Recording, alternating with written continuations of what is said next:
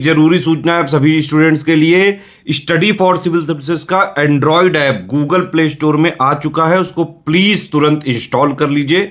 और अगर आप स्टडी फॉर सिविल सर्विसेज के सिर्फ ऐप से कोई भी कोर्स, कोई भी पीडीएफ परचेस करते हैं तो उसमें अप्लाई कूपन, अगर आप ज्ञान सर जो है आप उसमें अप्लाई करते हैं, ये कूपन कोड है, तो उसमें 20% फीस तुरंत माफ हो जाएगी। मतलब 20% डिस्काउंट तुरंत उसमें लग जाएगा। ज्ञान सर लिखना है, नॉर्मली ज्ञान सर, स्मॉल लेटर में है सब कुछ, कोई स्पेस नहीं, कोई कॉलम नहीं, सिर्फ ज्ञान सर, GYANSIR। इस तरह से अगर कूपन कोड लगाते हैं आप ऐप में बाई करने से पहले, जो अप्लाई कूपन वाले में आता है, तो 20% का डिस्काउंट तुरंत मिलेगा। वीडियो देखिए।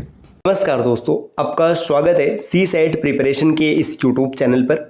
दोस्तों, अगर आप भी यूपी पीसीएस प्री 2024 का एग्ज़ाम देने वाले और सी सेट को लेकर अभी तक कंफ्यूज हैं कि सी सेट में आपका स्कोर नहीं बन रहा है, सी सेट लेकर के आप परेशान हैं, डर लग रहा है, तो डरने की कोई आवश्यकता नहीं है। अगर आप फ्री में सी सेट को कंप्लीट प्रिपेयर करना चाहते हैं तो इस चैनल को सब्सक्राइब कर लीजिएगा।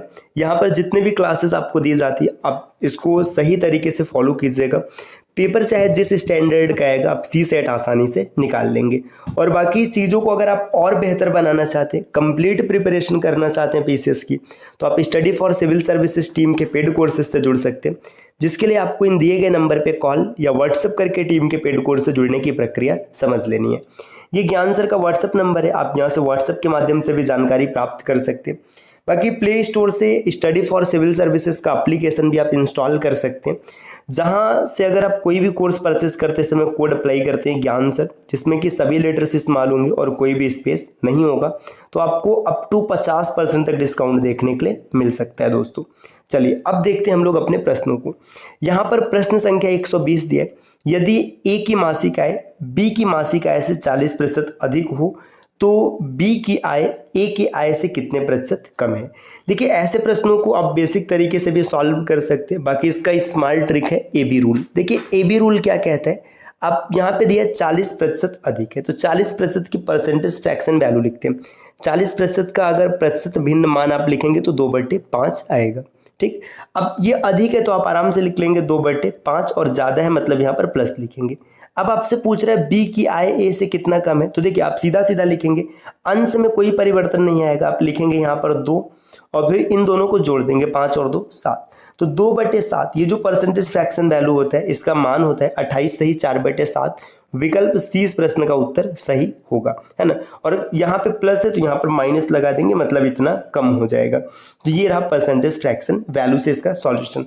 बाकी आप अगर इसको बेसिक तरीके से करना चाहते हैं तो यहाँ पे देखिए ए है, यहाँ पर बी है ना। दिया है ए की आय बी से 40% ज़्यादा है। अगर बी 100 रुपये कमा रहा है तो ए 40% ज़्यादा मतलब 140 रुपये कमाएगा। ठीक, अब इसको काटेंगे तो ये 20 से कट जाएगा, ए 7 रुपये कमा रहा है और बी 5 रुपये। अब आपसे पूछ रहा है कि बी की आय ए की आय से कितने प्रतिशत कम है, तो देखिए बी की आय कितनी कम है, 2 कम है, और किस पर कम है, 7 पर कम है, 2/7, और परसेंटेज निकालने के लिए 100 से गुणा कराएंगे, 200/7 और भाग करेंगे तो यही उत्तर आपको मिलेगा। अगला प्रश्न दिया प्रश्न संख्या 121, किसी घड़ी में 3:12 से 6 बजे तक समय बदलने के लिए घंटे की सुई कितने अंश घूम जाएगी। देखिए यहाँ पर आपको बताना है घंटे की सुई कितना घूमेगी। अब आपको क्लॉक में एक कॉन्सेप्ट आपने पढ़ा होगा कि जो घंटे की सुई है ये 1 घंटे में 30 डिग्री घूमती है, या तो आपको ये आपने पढ़ा होगा, या इसी का बदला हुआ रूप आप ऐसे भी समझ सकते कि 1 मिनट में घंटे की सुई आधे डिग्री घूमती है। ठीक, अब यहाँ पर आप किसी भी तरीके से सॉल्व कर सकते। देखिए 3:12 से लेकर के 6 बजाना है, मतलब 48 मिनट घूमेगी तो कितना बच जाएगा, 4 बच जाएगा, और 2 घंटा और घूमेगा मतलब 120 मिनट और घूमेगी, है ना। इसको जोड़ेंगे तो 168 मिनट चलना है, तो कितने डिग्री का कोण बनेगा, 102 से गुणा करा देंगे, काटने पर मिलेगा 84। विकल्प डी इस प्रश्न का सही उत्तर बन जाएगा।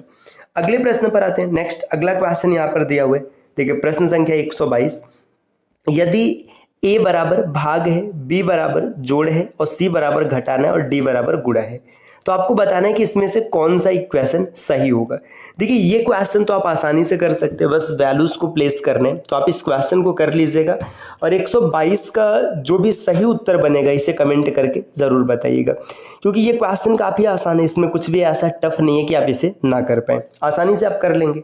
अगले प्रश्न पर आते हैं, प्रश्न संख्या 123 दिया है, निम्नांकित पाई चार्ट किसी परिवार के घरेलू बजट को दर्शाता है, जिसमें देखिए यहाँ पर ये पाई चार्ट है, जो ए है ना ये भोजन को दर्शाता है, ये भोजन है, बी दर्शाता है यातायात को, सी दर्शाता है वस्त्र को, डी दर्शाता है विविध खर्चे को, इसके बाद ई बचत है और एफ क्या है मकान का किराया।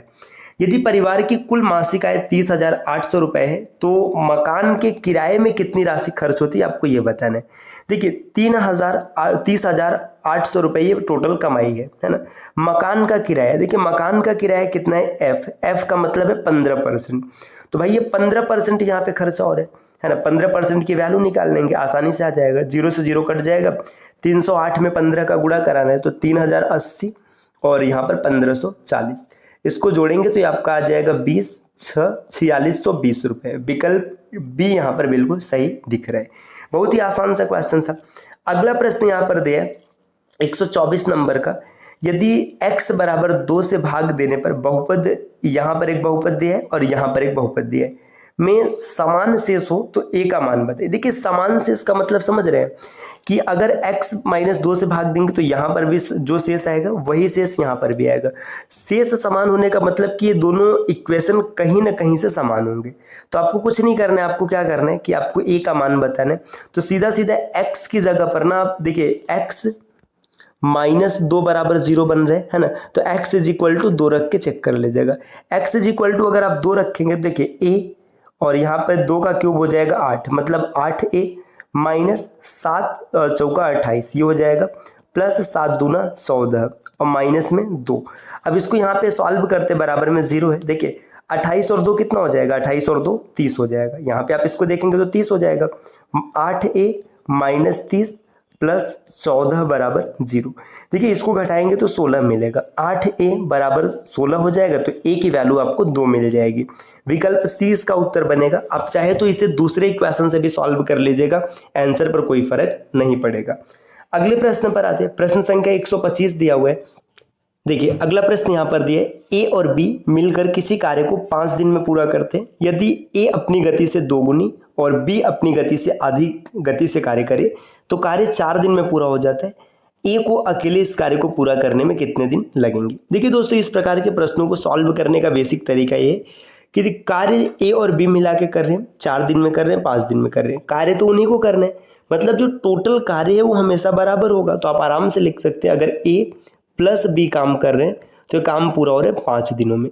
अगर ए अपनी 2 गुनी से गति से काम करे मतलब 2a हो जाए और बी अपनी आधी गति से काम करे मतलब b/2 हो जाए तो ये कार्य पूरा होगा 4 दिनों में। अब यहाँ से हम ए और बी का मान निकाल सकते हैं।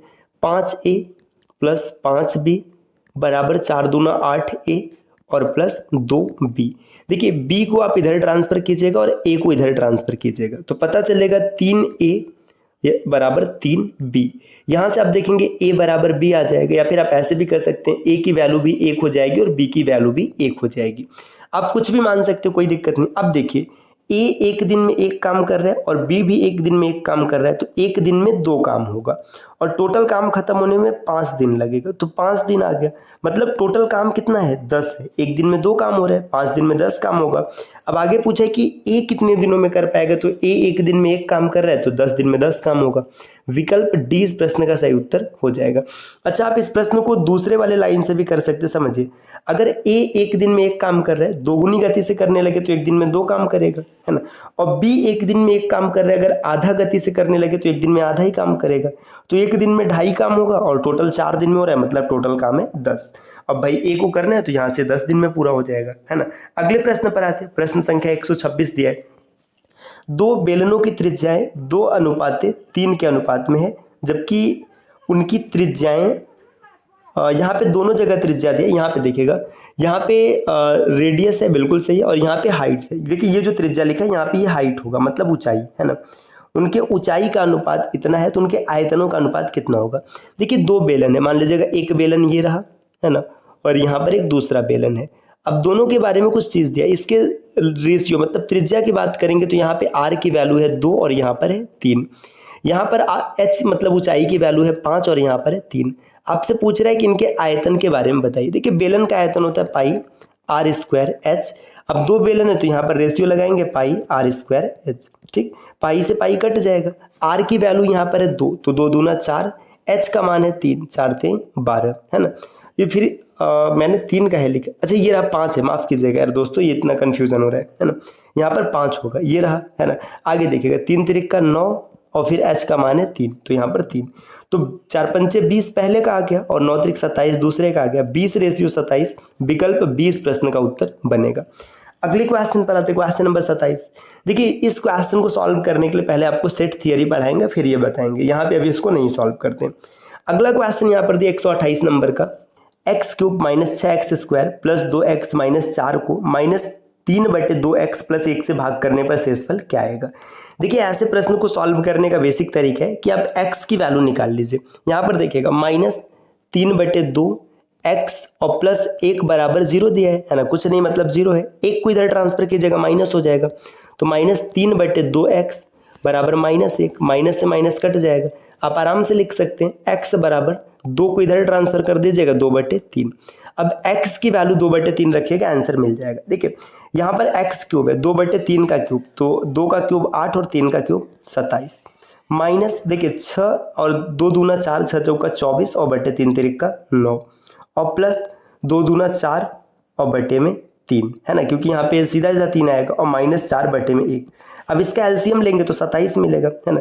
अब यहाँ पर 1 आ जाएगा ऊपर सीधा सीधा, तो आप 8 लिख लेंगे, 27 × 27 8 हो जाएगा, -24 × 72, है ना, फिर प्लस यहाँ पर 9 चौका 36 और -27 चौका, 27 चौके की अगर बात करेंगे तो आप यहाँ पे आसानी से देख सकते हैं, 27 दूना 54 108 आ जाएगा, है ना।